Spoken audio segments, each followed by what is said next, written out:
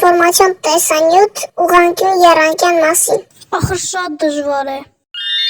Ինչ է դժվար, հա? Այ օրինակ, դու գիտես որն է կոչվում ուղղանկյուն եռանկյուն։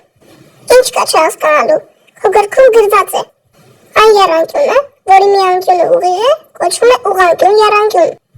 Նայ, օրինակ այստեղ CAB եռանկյունում անկյուն C-ն ուղիղ անկյուն է։ Հետևաբար այս եռանկյունը ուղղանկյուն եռանկյուն է։ Բայց դու ինչպես։ Ով ես դու։ Ես քո գրքի ուղղանկյուն եռանկյունն եմ։ Ես եկել եմ, որպեսզի քեզ բացատրեմ։ Դուք դպրոցում իմ, այսինքն ուղղանկյուն եռանկյան մասին շատ հատկություններ եք սովորել։ Օրինակ այս մեկը։ Ուղղանկյուն եռանկյան ներքնաձիգին տարված միջնագիծը հավասար է ներքնաձիգի կեսին։ Լսիր։ Այս ուղղանկյուն եռանկյունում մեր ներքնաձիգը AB-ն է, իսկ դրան տարված միջնագիծը CD-ն։ Այս թեորեմում ասվում է, որ միջնագիծը, այսինքն CD-ն հավասար է մեր ներքնաձիգի, այսինքն AB-ի կեսին։ Մենք արդեն իմացանք, որ CD-ն հավասար է DB-ին։ Դուք անցել եք նաև այս հատկությունը, որտեղ ասվում է. ուղղանկյուն եռանկյան 30 աստիճանի անկյան դիմացի էջը հավասար է ներքնաձիգի կեսին։ Ահա նայր այստեղ։ Այս եռանկյունում մեր ներքնաձիգը նույնպես AB-ն է,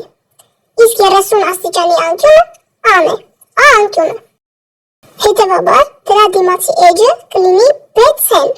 այսինքն BC-ն հավասար է AB-ի կեսին։ Գոյություն ունի նաև դրա հակադարձ թեորեմը։ Հիմա կբացատրեմ։ Եթե այստեղ BC-ն հավասար է DB-ին, ապա BC-ի դիմացի անկյունը 30 աստիճան է։ Վերջ, դու արդեն գիտես իմ, այսինքն ուղղանկյուն եռանկյան մասին 3 հատկություն։ Հուսով եմ կհիշես այն։ Մենք դպրոցում անցել ենք նաև քո հավասարության հայտանիշները։ Այո, իհարկե, ոնց էի մոռացել։ Ինչպես դու նշեցիր, ես ունեմ հավասարության հայտանիշներ։ Սակայն ի տարբերություն մյուս եռանկյունների հավասարության հայտանիշների, դրանք անվանում են ոչ թե առաջին կամ երկրորդ հավասարության հայտանիշ,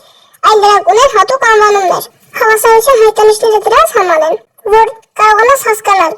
արդյոք երկու ուղղանկյուն եռանկյունները հավասար են իրար, թե ոչ։ Դրանք հասկանալու համար պատկերացրու, որ ինձնից կա երկու հատ։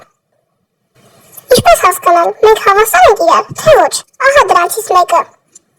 Այն անվանում են ըստ երկու էջերի։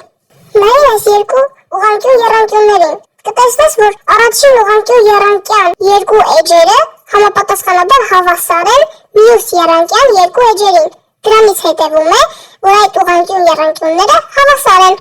Ահա մյուսը։ Այն կոչվում է ըստ էջի և սուրանկյան։ Նայիր, այս նկարում պարզ տեսանելի է, որ առաջին եռանկյան էջը և սուրանկյունը համապատասխանաբար հավասար են երկրորդ եռանկյան էջի և սուրանկյանը։ Դրանից հետևում է, որ այս երկու եռանկյունները հավասար են։